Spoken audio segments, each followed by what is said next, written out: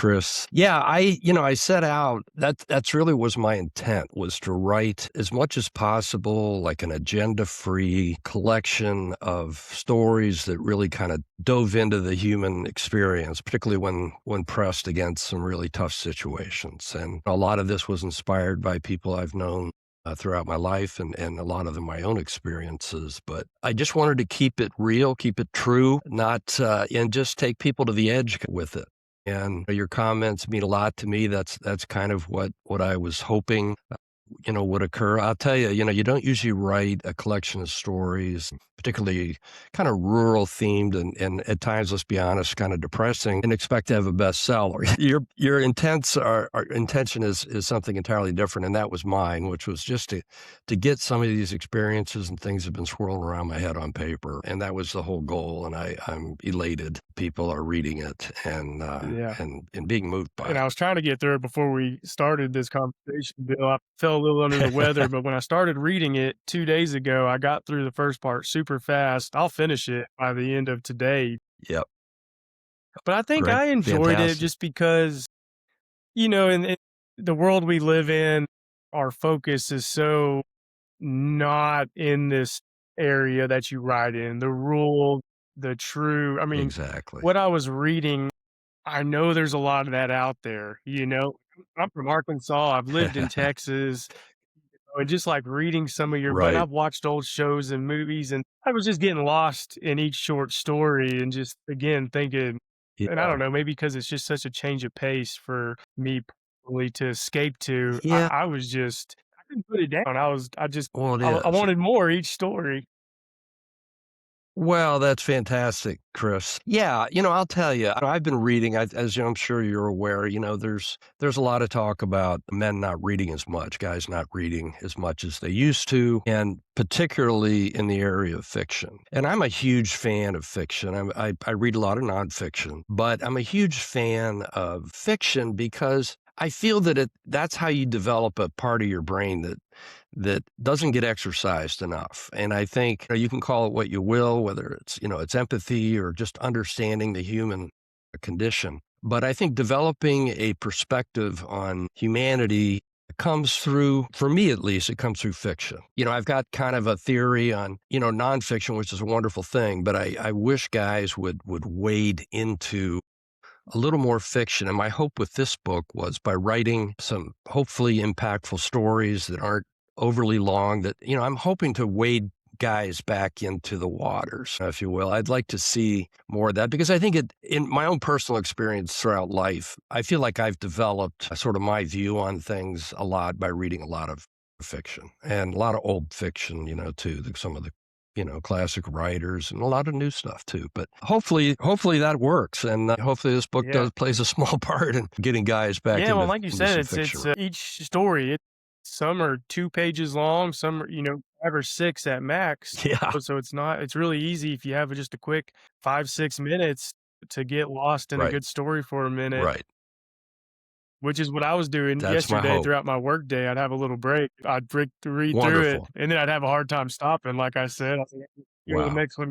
Well, I'll tell you, Chris, that was my hope. My hope was that it would just entice someone to pick it up and say, you know what, some of this fiction stuff is okay. There might be a use for Yeah. me to read some of this too. So Yeah. I'm Well, and I'm really glad you glad to talk hear that. about the importance of fiction reading as well, because just, my personal journey is kind of similar to most guys I think out there is I read a lot of nonfiction, leadership books, personal development. Yeah, But really, I of guess in the course. last couple of years, I challenged myself to read more fiction books. And as I've had more authors on this podcast who have written fiction, my fiction list has gone way up on the books I'm trying to read and get through. But Oh, it's that's it's great to so hear. enjoyable Great because to it just, again, I go back to we're all super busy and we're all just going through the motions day by day.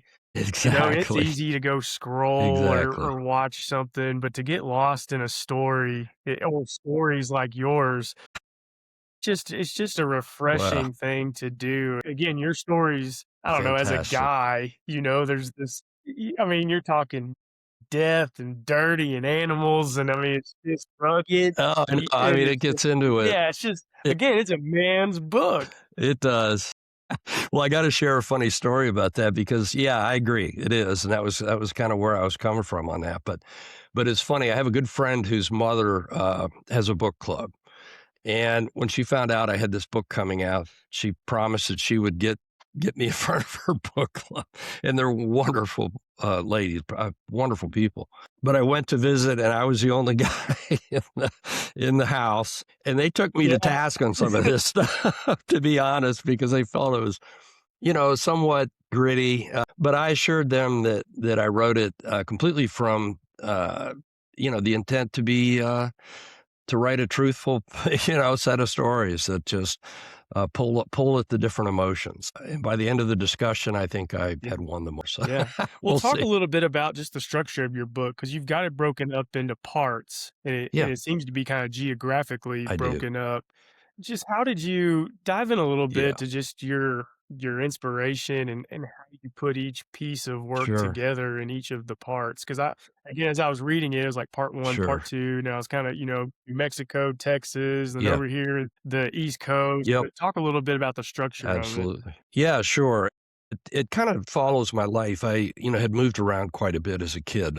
My father's job, he got transferred quite a bit. I started out in the Appalachian region of Western Pennsylvania, northwestern Pennsylvania, up in the Allegheny Mountains, and had a wonderful experience there, a wonderful childhood.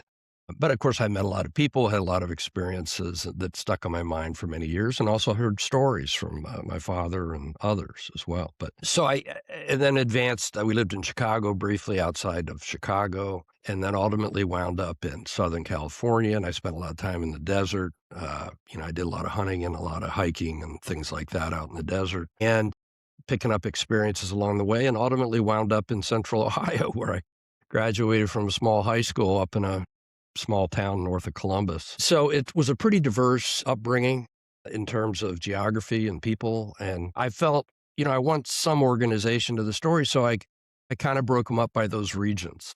And, these stories come from a place of personal experience to a large degree. I was around some real characters growing up and had a lot of interesting experiences. And so it's fiction, no doubt, but it's inspired by a lot of people I knew and a lot of experiences. But, I got into writing. It's funny. I wrote a little bit in high school when I was out in California, and I had a teacher that she liked one of my stories, and that I remember clearly. It was a story about two farmers that lived next to each other, and there was a stream that ran through there, and the one farmer dammed up the stream and kept all the water for himself, and it created a feud, as you can imagine.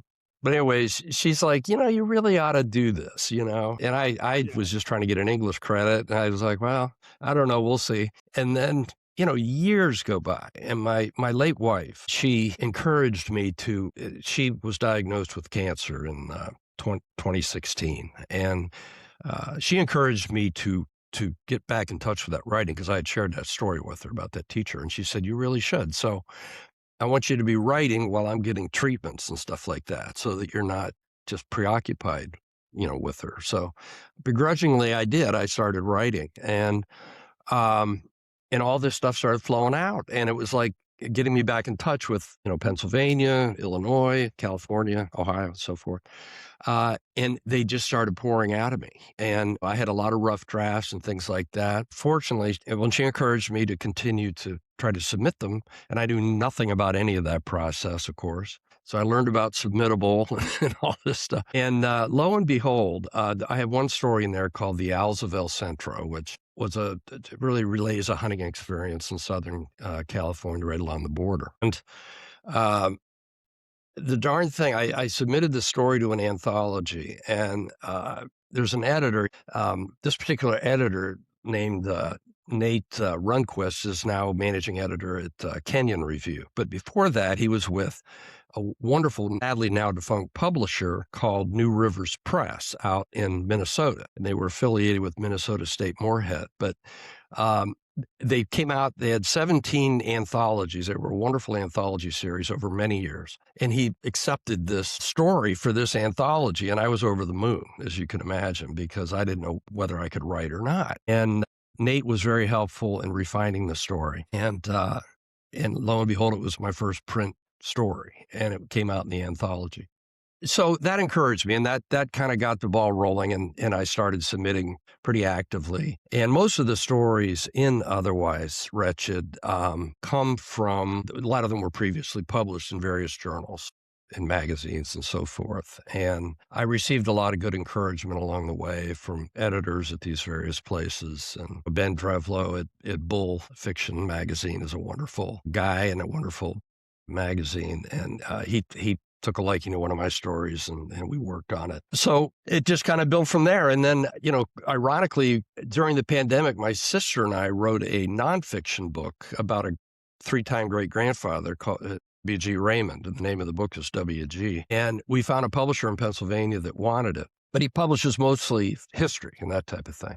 So, anyways, the book comes out and we're real happy with it and so forth. And then I ran into him at a conference and he asked me, he said, "Do you have anything else?" And I said, "Well, I got this crazy collection of short stories." I said, "I don't think it's really down your lane, you know?" And he said, "Oh, send it to me." And I did. And lo and behold, he wanted to publish it. Now he has an imprint, Catamount Press, which focuses on rural Pennsylvania works. And the rest is, as they say, it came out and it's been wonderful. But it was a lot of luck, a lot of persistence, the encouragement of my late wife, and I'm happy to report I'm getting married again this year, and my fiance, what sealed the deal is she read all Wow. my stuff, and oh wow, she's the one. So I've had a lot of support and a lot of help, great editors and people that believed in me, and otherwise it Yeah. just likely wouldn't. Yeah. That's what it takes, Yeah. though, I guess. Well, Bill, that's incredible. All the just there's so much to it, to your work, so many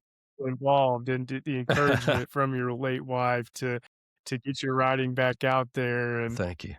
just yeah, and the Yeah, I owe a motivation lot to she her. gave you, I'm sure I don't know, it's something you'll always have with you as you write it, and just memories and her Absolutely. motivation for No. you. That's something she left you with.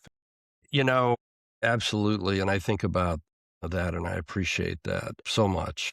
She was wonderful and a wonderful, source of support and love, and I was extremely Absolutely, fortunate. absolutely. Of these short Yeah. stories, which one just from a when did you what's the oldest one to the newest one? Like, how long did it take you to accumulate all of these stories to where, now we've got it in one book, but what was your oldest work? What's the oldest Right. story?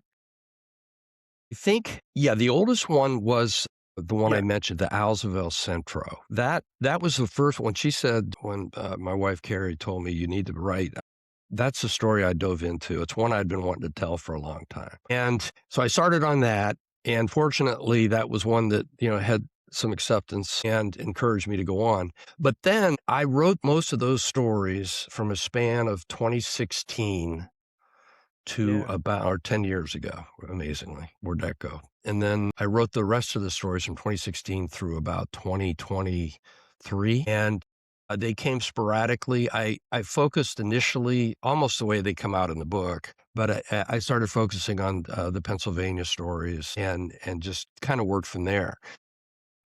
Originally, I was completely focused on trying to get them into various journals and magazines and so forth. And so I hadn't really thought about a collection. I didn't initially write it that way. It just, it kind of rolled out that way. And then I suddenly realized I had, a pretty good amount of stories. And that's when I started thinking about, hey, maybe this could be a collection. And, fortunately, the publisher of WG was willing to step out of their normal zone and, take a chance on it, so but it was just over a period of about, 8 years or yeah. so that I I think it I makes it wrote that the much more stories. unique and good, though. It's not like you sat down and wrote this out in 6 months or 12 to have it published. No, It's a decade of work that no, that you've organized. it is, and a decade of learning too, I mean, I was definitely rusty, and as I said, I had some great editors to help me out. They felt there was something there, I just needed a little help kind of shaping them and refining them.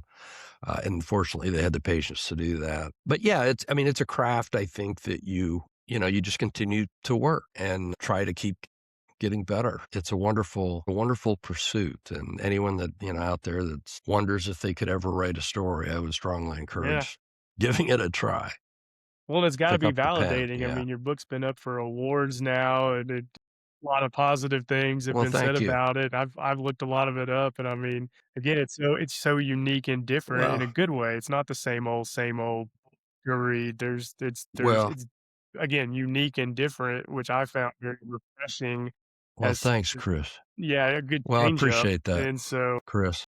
Yeah, I appreciate that, Chris. That's what I was hoping, something a little different out there, hoping to, get guy and I've had, a lot of, women have read the book and had some good comments. I mean, you don't have to be a guy to read it, but it definitely my hope is that it kinda, like I said, gets guys thinking about fiction. Any reading's good, obviously, but I would like to see a little more fiction reading in the mix, and, I'm hoping this plays some small are there part in any that anyhow. short stories you have that didn't make the cut for the for this particular book? Yeah, yes, there are. There are a few. I may look at pulling those out, refining them. I remember getting a tip early on that don't ever get rid of anything. Keep them in a file somewhere because you may get an idea later. And so I'm kind of looking at it that way. I'll pull them out and take a look at them and see if there's anything there.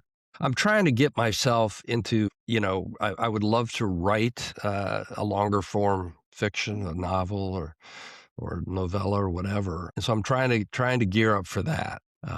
As you know, most of those stories that I wrote are on the shorter side, and I don't know, my mind kind of works in that cadence, but I'd like to really give it a try, see if I can do something in the longer form. So we'll Yeah, we'll see that's what I was we'll gonna see where ask, that just goes. kind of what your future work looks like and where some of ideas are flowing towards. Yeah, Do you think you could pull, like, got a few full ideas. like, a full story or book out of each of these short stories? Because as I was reading, I was like, "You could put Well, a whole book together to to go along with this."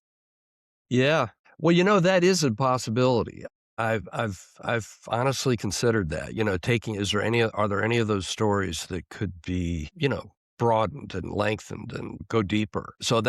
And I've got a few ideas I'm percolating that way. And then there's also, with the first book that the nonfiction I wrote with my sister Donna, it was WG, and there's some interesting things in there I think that could be translated into fiction, historical fiction. And that's something out there too Yeah, that I'm kicking around, but I'm hoping to get on it yeah. Because I was thinking here of pretty one, quickly. Burnt Notions. There's so much, like, left Right. to my imagination with that story, like, what's the beginning of this really? I'm like, "Bill, you gotta give me more here." Yeah. You need more Yeah. a little I was teaser, like, yeah.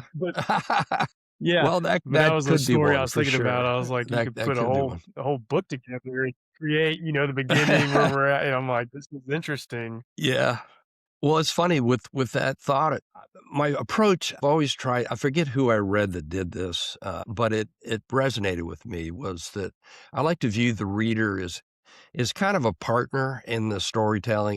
I do in most of my stories try to leave, some room for interpretation on the part of the reader, so they can personalize it or, because I've noticed that what I like to read in fiction kind of gives that much rope to the reader to interpret or look for different meanings and that kind of thing. And I think that's what helps, develop that part of the brain we talked about earlier, is just participating in it almost in the storytelling. And so I leave a lot of latitude for the reader to kind of run with it, figure out how it actually Yeah, ends and but that and kind of thing. each one does that, by the way, so if anyone out there is interested in reading this, Well, thank you. each little story is just to me, it's just mind blowing. I was like, "Oh, more, more." Thankfully, there was another story to read to where I could, Oh, shift man. my focus, but I was like, "Man, there could be more, there could be more," but that was the whole Oh, purpose that's of it, super. which, makes it enjoyable. Again, it's something that I That's super. Well, I will yeah, definitely look at them in that light and see if I can, yeah, expand yeah, on yeah. any No, of it'd be those. awesome, and again,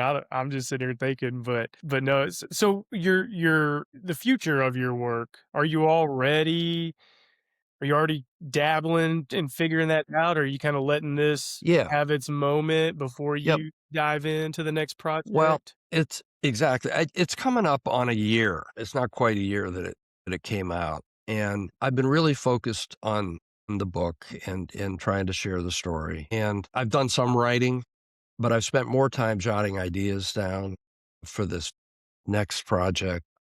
And so I do have some ideas, that have come down, but I'm hoping after this sort of anniversary of the book, to move on. I have uh, a nice, book festival that it was accepted for, the Grand Lake, Literature Festival, which is up in, Salina, Ohio, and that is in March, and we'll be doing some panels and things up there about the book. And then another event over, in Pennsylvania with a wonderful literary group over there, the Watershed Journal, and, be going over there in the spring. But then I think it's time to really start on some new work and dive into it. Yeah. I'm looking forward to it. Yeah. Definitely getting the bug to Yeah, start yeah. putting No, and I words hate to to that. ask that question, like, what's next? Because this book has, again, it's got so much traction and, and then having these conversations, Thanks. it generate more interest and more interest. So it needs and deserves its moment. Well, You don't have to rush past it to the next work. But if you personally are right. excited to get started on the next thing, it'll be really cool to see what you create. I am, and I'm still immersed in otherwise wretched and happy to it's almost like having a kid, you like to see it get out in the world and have people appreciate it. So I'll always be there for it, and, we'll see where it goes. But it's been a fun journey, and I'm so glad that my late wife encouraged me. It's been a wonderful ride, a wonderful I love journey. that. I love that. Well, Bill, one more question Yeah, for you. you bet. You're really encouraging the reading of fiction books, but what's some of your favorite books that you've read? And if people ask you for a good book Yeah. recommendation, what do you like to recommend to other people? Wow, yeah, that's a great question. I'm a huge fan of Cormac McCarthy's work. I think, The Road, The Crossing, Blood Meridian, those are, I think, masterpieces. I love a lot of the older literature, Steinbeck and Hemingway and a lot of those, and Carson McCullers, some of those works. In the short story realm, Brad Watson, the late great Brad Watson, I'm a fan of his work. He wrote some beautiful short stories. Dennis Johnson is another wonderful fiction writer, and he's sadly late of as well. But, there's a wonderful Netflix, I believe it's Netflix, adaptation of one of his novellas called Train Dreams that I highly recommend. That was one of my favorite books from Dennis Johnson. But no, there's a wide variety of writers. There's an Ohio writer that I think takes it even beyond as far as the grittiness is, Donald Ray Pollock. He's from here in, Ohio as well. So I read a lot of those. I think, and I would encourage anyone to read those. And again, I think so many of the old classics too are so worth reading. You learn a lot about story development and character development, which brings to mind, I think I always have viewed place as another explanation as to why I broke it up geographically. I've always viewed place as a character itself. And I did strongly feel that way about Northern Appalachia or the deserts of Texas or California. Place plays a huge role. And I have always viewed it as a character as well. But yeah, I think I would encourage anyone to read those works. A lot of them are quite heavy. Some of the Cormac stuff is pretty heavy, but they Yeah. take you away No, it for doesn't sure. surprise me, some of the, authors you mentioned, 'cause another thing I wanted to mention too is just, like, your use of vocabulary in the book and the style you write in. I'm just an Arkansas boy, so, like, getting depth and to Right. use language and words and descriptive for me, the way I talk's getting better the more I read books like yours where you use that descriptive, again, enhanced vocabulary Oh, with that's words you put together. I don't for me, it just well, seemed that so makes me f just beautiful and pure and just flow of it. thank you, Chris. It's Well, just that something I means a lot. noticed That when I really was does. reading That it, and makes I me was feel picking really up good. on it, and I was like, "I need to read Well, more like this. This is good for my brain." oh, I'm so glad.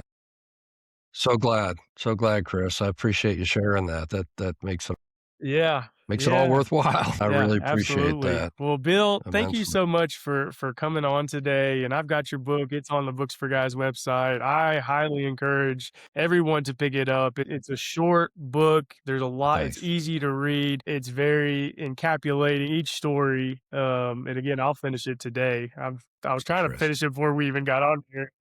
I got to finish it tonight, but it's Well, wonderful.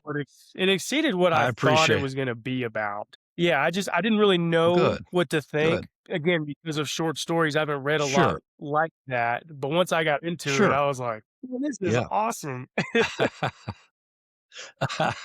Well, that makes me feel really good. I appreciate it. And again, I mentioned at the topic, Chris, what you're doing is fantastic. I'm a big believer in Books for Guys, and wish you all the best.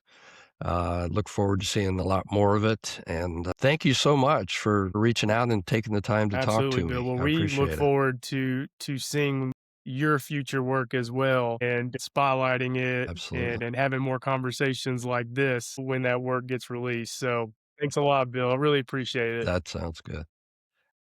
Thank you, Chris. Take care.